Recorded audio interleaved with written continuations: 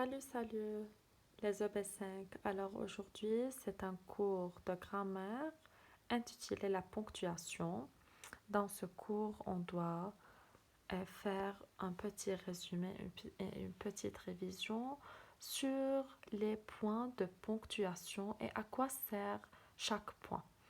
Alors, on a deux types de points de ponctuation.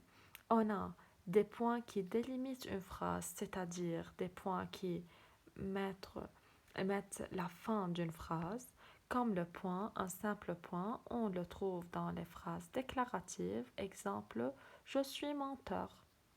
Le point d'interrogation pour les phrases interrogatives. Exemple, es-tu menteur? Et le point d'exclamation pour les phrases exclamatives, tu mens. On a les éléments qui permettent de rythmer les phrases, c'est-à-dire qu'on le trouve dans la phrase.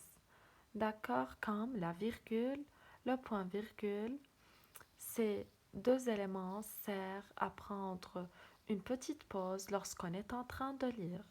Alors, faisez attention lorsqu'on est en train de lire et on trouve une virgule ou bien un point virgule, il faut prendre une petite pause avant de continuer.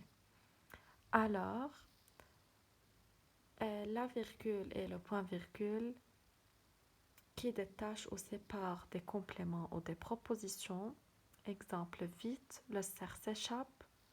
Point virgule, il rejoint sa maman. On a les deux points qui annoncent une énumération ou des paroles dans un dialogue. Il lui répond, deux points, tu mens. Alors les deux points pour annoncer l'énumération ou bien une parole. Et les points de suspension qui indiquent un silence ou bien si on ne veut pas continuer une parole. Et pour transcrire les paroles dans un dialogue, alors dans un dialogue on utilise le tiret et les guillemets.